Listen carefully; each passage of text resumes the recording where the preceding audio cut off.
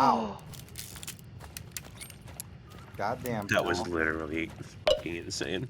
And now I'm going to tell you why this gun sucks. Well, okay, actually it doesn't suck as much as it just needs a little love, and the PAX is probably a good example of how arguments are losing nuance, and it's not even that I hate the pistol or love the pistol really, it just feels like it's in this weird gray area of neither good nor bad, kind of like the Centennial, but not by design but by neglect. You know? Two.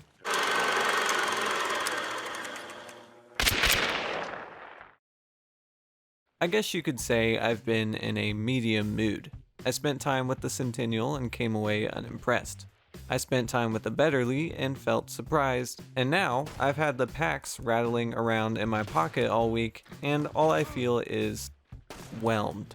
Before we get to why, let's break this gun down. The PAX is a medium ammo single slot pistol that costs $100 hunt dollars. It does 110 damage to the chest out to about 20 meters and has an effective headshot range of 86 meters. It's got one variant, the PAX Claw, which is the same gun, but basically it has a knife on the grip, which, I mean, I'm no expert, but that seems like a pretty dangerous spot for a blade to be.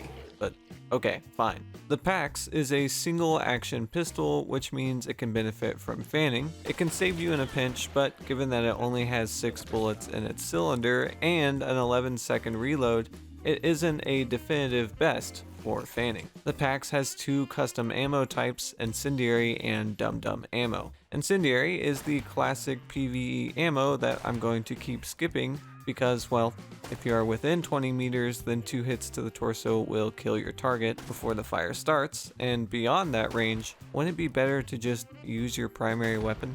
Dum Dum ammo causes light bleeding damage, which can be upgraded with a follow-up hit. This can be an effective ammo type. Here's an example of Dum Dum working perfectly as intended, where bleeding finishes the kill.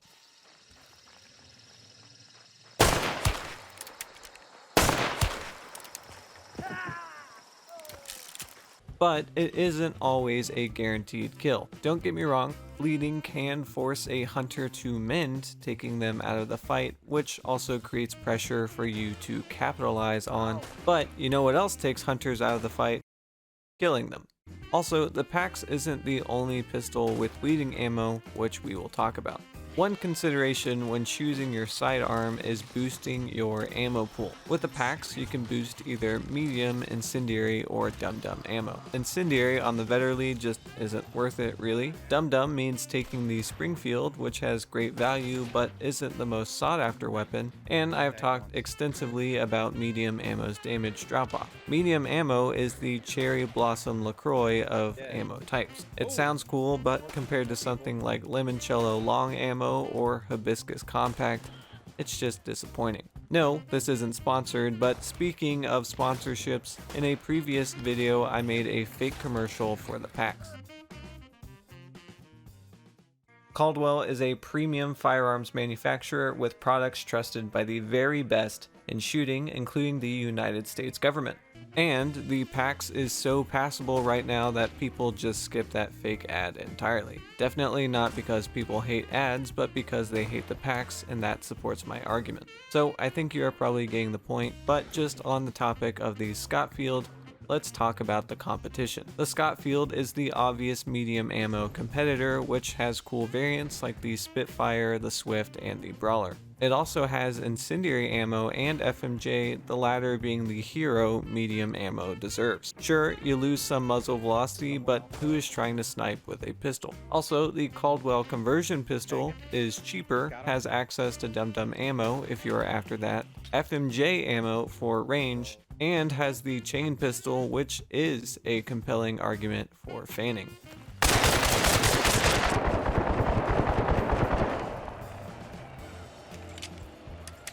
I know, not every gun needs to be the best gun, but every gun can at least have interesting options. And sure, the PAX is reliable, but bridges are reliable, and yet we still make them appealing. Believe me, I didn't ever imagine being in a world of Red Rising, and I would have lived in PAX, but my enemies brought me war. On the bright side, we've been here before. In the last video like this, I talked about the Vetterli, which if you haven't watched, I highly recommend. But not too long ago, the Vetterli struggled to find its voice. And ironically, the best solution to that was giving it a silencer to let it speak.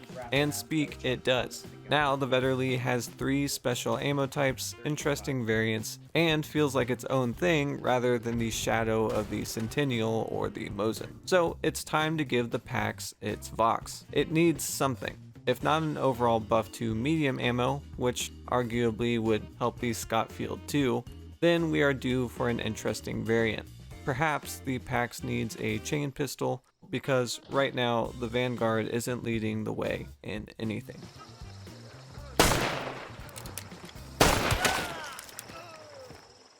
Thanks for watching the video. I didn't actually plan to go through all the medium ammo weapons so close together, but that's just what I've been running. We'll save the Springfield for a bit, but what variants would you like to see for the PAX? A chain PAX or a PAX carbine are probably the most practical, given they have those animations, but maybe something cool and new would be worth it. Thanks to my patrons for supporting the channel, and a special shout out to Sir Clone, Longshot, Vocandis, Bayou Bussy Pounder, Completter Lukey, Duck Run Amok, and Dave 4 Primark. These same names have let me turn down some sponsorships that didn't really vibe well with the channel. Tell me what weapon you're waiting for in the comments, and until the next video, goodbye.